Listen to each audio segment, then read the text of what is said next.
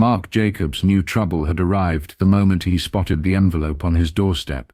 The Willow Heights Homeowners Association only sent official notices when someone was about to get scolded, and Mark had a sinking feeling it was his turn. He tore open the envelope as he walked inside, his boots leaving clumps of dirt on the welcome mat.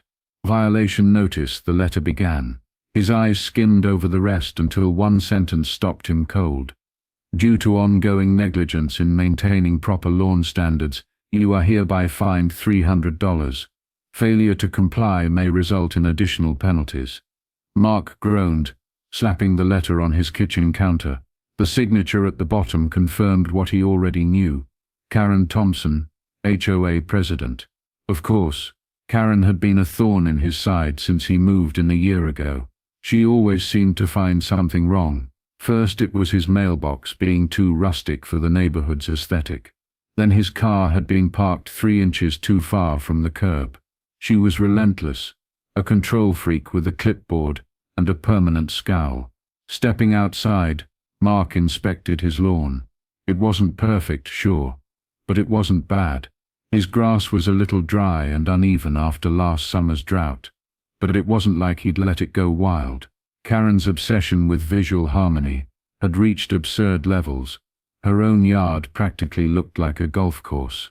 That evening, Mark sat on his porch with a beer in hand, stewing over the fine. He'd been tight on money lately, between work being slow and some unexpected car repairs. But $300 hit hard. You want to play games, Karen? Mark muttered to himself. Fine, let's play. The idea struck him halfway through his second beer. He pulled out his phone, skimming through pictures of creative lawn designs, patterns, logos, even portraits, carved directly into the grass. One picture, in particular, caught his eye. A giant middle finger, made entirely from alternating grass textures. It was bold, it was ridiculous, and it was perfect. By the next morning, Mark was up early, with a tape measure, chalk, and a notepad. He sketched rough outlines of the design, mapping out proportions to ensure everything lined up just right. The key, he realized, was precision. He needed the dry patches of his lawn to contrast sharply against the greener grass, to make the shape unmistakable. He started mowing that afternoon. First, he carved out the outline of the hand, carefully navigating the curves of the thumb and knuckles. The middle finger, tall, bold, and glorious, took shape next. Mark stepped back several times, tweaking angles and lines. The lawnmower's motor growled late into the evening, filling the quiet neighborhood with its persistent hum. By the time the sun set, Mark was sweaty, exhausted, and sore. But as he stood on his driveway and admired his work, he couldn't help but smile. The middle finger stretched proudly across his front lawn, unmistakable, even from the far end of the street. Early the next morning, Mark was sipping his coffee on the porch when Karen's shrill voice pierced the air. What is this? She stood on her perfectly manicured lawn, clutching her phone like a weapon. Dressed in her usual pastel cardigan and neatly pressed slacks, she looked as if she'd just been personally insulted by God himself. It's my lawn, Mark called back, trying to suppress a grin. This is vandalism, she barked, storming up his driveway. Mark took another slow sip of coffee. Nope, just creative landscaping. You're mocking me. Mark smiled wider. I'm mowing my lawn, just like your letter said. Looks pretty neat, don't you think? Her face turned crimson. You'll be fined again. I'll see to it. You do that, Mark said, tipping his mug in her direction. By lunchtime, several neighbors had gathered on the sidewalk, whispering and snapping pictures of the now viral lawn art. Mark scrolled through his phone, grinning as comments flooded in. Legend. Finally, someone put Karen in her place. This guy deserves a medal.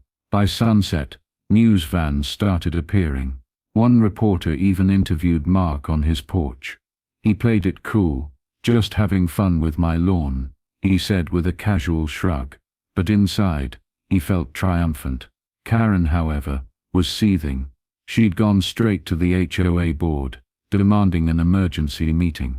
Mark knew it wouldn't be pretty. 2 days later, a notice appeared on his door. Mandatory HOA hearing. Wednesday, 6 p.m. That evening, Mark found himself in the Willow Heights Community Center, standing before a panel of grim-faced board members. Karen was already there, smug and self-righteous. "This display is offensive," she declared, pointing an accusing finger at Mark. "He's mocking the HOA standards, and I won't stand for it." "It's my property," Mark countered. "Your rules say lawns have to be mowed regularly. Mine is." "It's obscene." Karen spat. "I disagree," said Mr. Henderson, a grumpy retiree known for his no-nonsense attitude. "Frankly, I think it's hilarious." Several neighbors murmured in agreement. Mrs. Patel, who lived next door to Mark, chimed in. "Karen, you've been writing up half the neighborhood for petty stuff. Maybe this is karma." Karen's face turned red. "This isn't about me. This is about standards. It's about you being a control freak." Someone muttered from the back. "Order," one of the board members called, tapping a gavel. "Let's keep this civil." Karen glared at Mark, like she was willing him to combust. "I demand that his yard be corrected by Friday, or he faces a $1,000 fine." Mark's stomach tightened. He couldn't afford that. He opened his mouth to argue, but before he could speak, Mr. Henderson stood. "I motion that we remove Karen as HOA president," he announced. The room fell silent. Karen's mouth opened and closed like a fish gasping for air. "You can't.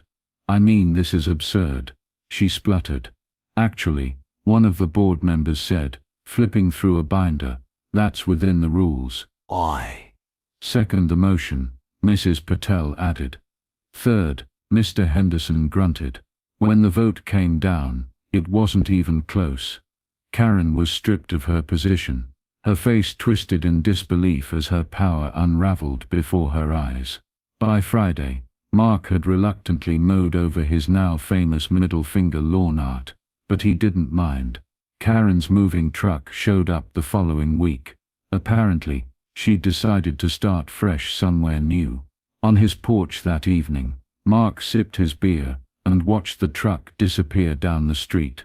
The neighborhood felt lighter, freer somehow.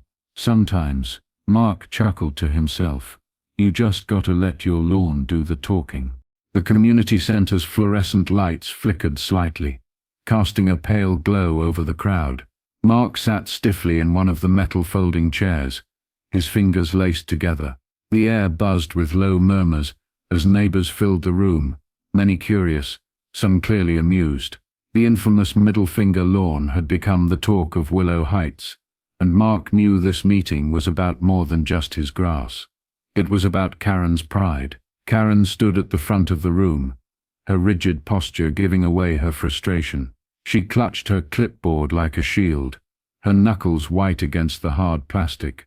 Her hair, normally curled and pristine, looked a little frazzled, a rare sign that the woman known for her obsessive control was unraveling. The HOA board members shuffled their papers, whispering to each other. Finally, Mr. Crowley, the head of the board, cleared his throat. "All right, let's get started," he announced. "We're here to discuss a violation of HOA standards, a blatant violation." Karen interrupted, stepping forward. "This isn't just about some overgrown grass or cluttered yard. This is an attack on this community's values." She turned and pointed a finger directly at Mark. He deliberately vandalized his lawn in an obscene, disrespectful manner. Mark leaned back in his chair. "I mowed my grass," he said calmly. "It's not my fault you don't like the design." Several people chuckled quietly. Karen's scowl deepened. "It's obscene," she barked. "The fact that children walk past his house, that families live on that street, it's unacceptable. He's turning our neighborhood into a joke. Seems like folks are laughing with me," Mark said with a smirk. The chuckles grew louder. Karen's face twisted, and her voice rose to a sharp pitch. "He's mocking the HOA. Mocking me.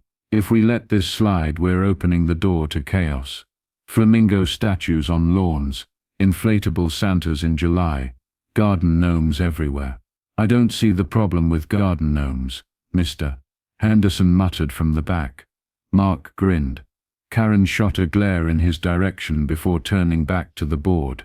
I demand immediate removal of that display, or he pays a $1,000 fine. Mark's grin faltered. He could feel the mood in the room shift. Murmurs of uncertainty replaced the laughter. Fines were serious, and Karen knew it. Hang on, Mark said, standing. Let's not forget why this started in the first place.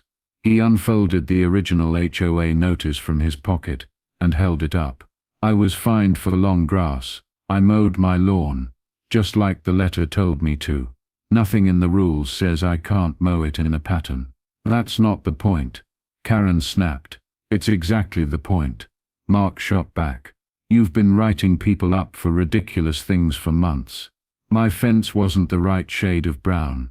Mr. Patel's potted plants were too close to his driveway. You fined the Johnsons because their porch light clashed with the neighborhood aesthetic.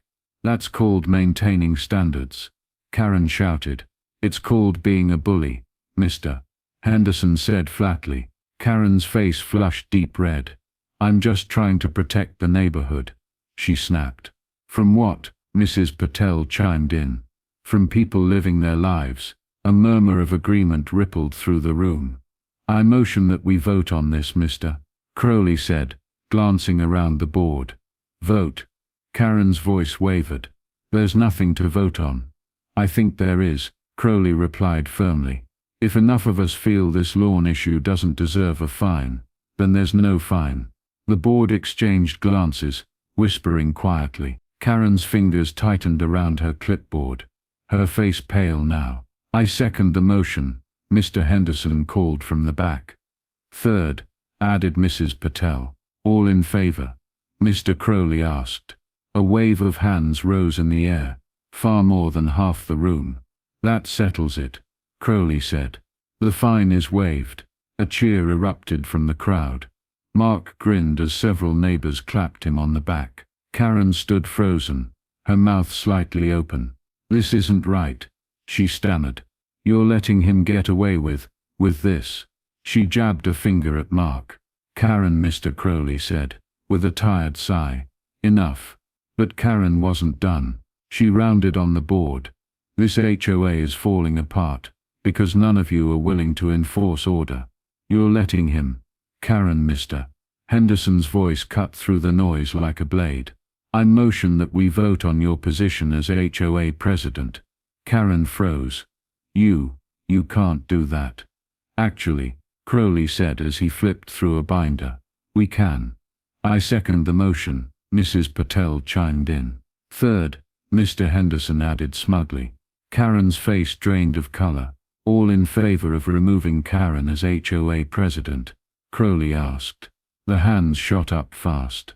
Mark counted at least 2/3 of the room. That's it, Crowley said. Karen, you're out. Karen stood stunned, her clipboard trembling in her hands. For the first time since Mark had moved in, she looked completely powerless.